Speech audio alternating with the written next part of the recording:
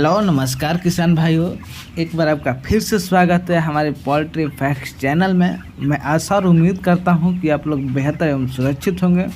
जी हाँ किसान भाइयों, आपने जो थंबनेल पर पढ़ा वो बिल्कुल सही पढ़ा है। मैं एक बहुत ही इम्पोर्टेंट टॉपिक को लेकर आया हूं जो पोल्ट्री में हर एक फार्मर को इससे जूझने का मिलता है। ट्रेडिंग से रिलेटेड कि बर्ड से रिलेटेड हमेशा ही समस्या आती है। जो लंगड़ा बर्ड होता है, जो डैमेज बर्ड आप लोग उसको बोलते हैं कि लेमन बर्ड हो गया, उसको लेकर हमेशा ही आपको एक बहुत बड़ी परेशानियों का सामना करना पड़ता है। कभी ट्रेडर्स लोग उसको नहीं लेते हैं तो कभी आपको उसको आधा दाम में बेचना पड़ता है। इस वजह से हमारे किसान भाइयों को थोड़ा सा तो नुकसान हो ही जाता है। उससे बचने के लिए मैंने बहुत ही बेहतर एक दवाई लेकर आया हूँ, जिसके वजह से आप बहुत ही बढ़िया उसका ग्रोथ दे सकते हैं, उसमें उसका सुधार ला सकते हैं। पहले तो उस बीमारी का नाम जानेंगे कि इस बीमारी का नाम क्या है। जी हाँ किसान भाई, अपने बिल्कुल से उस बीमारी का नाम है लेमनस। अगर इसका हम लोग बीमारी का बात करें, जो सबसे बड़ा रीज़न हो वो स्ट्रेस है। स्ट्रेस के कारण जो है कैल्शियम अब्जॉर्ब नहीं कर पाते हैं ये लोग।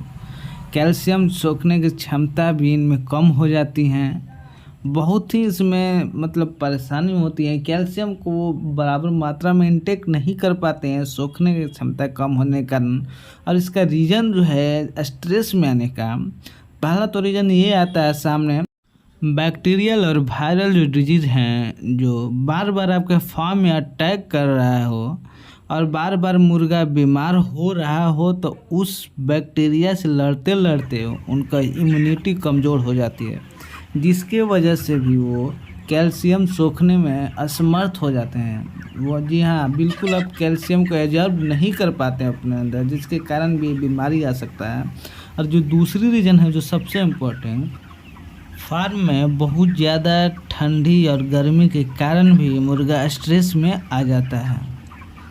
स्ट्रेस में आने का रीज़न तो बहुत सारे हैं। बहुत बार तो आप मुर्गा सबको हुलाने के लिए जाते होंगे, इधर उधर फोड़ने के लिए, तो उस वक्त भी आप हड़बड़ी में जाकर जल्दी जल्दी में आप हुला देते हैं, जिसके वजह से मुर्गा एक ऊपर एक चढ़ जाता है और जो नीचे मुर्गा दब जाता है वो भी लंगड़ा धीरे धीरे होने लगता है, जिसकी वजह से वो भी थोड़ा कम फीड उठाने लगता है और कम इधर उधर घूमने लगता है, जिसकी वजह से उसमें भी ये लेमनेस बीमारी आ जाती है।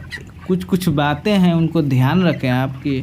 जब भी आप मुर्गा पोल्ट्री कर रहे हैं तो उसमें मुर्गा का हमेशा ही बराबर मात्रा में स्पेस दें, जिससे काफ़ी मात्रा में स्पेस है, जिससे वो घूम सके, चारों तरफ टहल सकें। और बर्तन जो है वो पानी का, फीडर का पर्याप्त मात्रा में लगाएं ताकि कमी ना हो। जब उसे ज़रूरत हो आपके मुर्गे को, तब पानी पी सके, फीडिंग ले सके, दाना उठा सके, जिससे उसको किसी भी तरह का समस्या न हो। इन सारी बातों का आप ध्यान रखें। जी हाँ किसान भाई, अगर हम लोग प्रिकॉशन का उसका बात करेंगे, उसका बचाव के बारे में, क्या उसका बचाव है, तो बचाव का बात करें तो कैल्शियम विटामिन जो होता है B3, उसको भी आप यूज कर सकते हैं, जो बेहद ही फायदेमंद है। फास्फोरस विटामिन B12 भी यूज कर सकते हैं। ये सब जो दवाइयाँ हैं बहुत ही बेहतरीन है, इसमें आप काम कर सकते हैं। और ये नियोफोर्ट जो होता है उसको भी यूज कर सकते हैं आप। न्यूरोबियन फोर्ट भी यूज करते हैं। मैं तो ज़्यादातर न्यूरोबियन फोर्ट से ही मेरा हो जाता है। और जो आपका वैक्सीन जो भी आप लेते हैं उसको टाइमली यूज करें, हमेशा ही यूज करें। जो रानीखेत का जो इन्फेक्शन वायरल है, इन सब चीज़ों का ध्यान रखें। आप pH लेवल हमेशा मेंटेन रखें पानी का, कभी भी उसको न गिरने दें न बढ़ने दें। और सबसे जो इम्पोर्टेंट बात है आपके पोल्ट्री का, उसका लीटर जो हमेशा मैनेजमेंट करें, उसका लीटर का कभी गंदा ना होने दें। गंदा होने से उसके पैरों में चुभता है, जिसके वजह से उसको चलने फिरने में भी दिक्कत हो जाती है। अगर आपका लीटर सही नहीं रहेगा तो पूरा मुर्गा आपका सही नहीं रहेगा, वो गीला बीट करेगा, जिसकी वजह से आपको कई तरह के आपके फार्म में इन्फेक्शन, वायरल डिजीज आ सकती हैं, जिसको आप चाह कर भी नहीं रोक पाएंगे।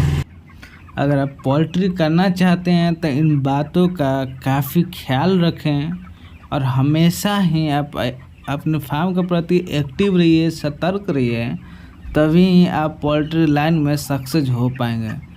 नहीं तो आपको बहुत सी मुश्किलों का इसमें सामना करना पड़ सकता है, जिससे आपको लॉट पूरा का पूरा ख़राब हो सकता है, आपको भारी नुकसान उठाना पड़ सकता है। जी हाँ किसान भाई, यहीं पर मैं इस वीडियो को समाप्त करता हूँ। आपसे मिलता हूँ अगले बार अगले दिन नेक्स्ट टॉपिक पर नए टॉपिक लेकर। जय हिंद, जय भारत।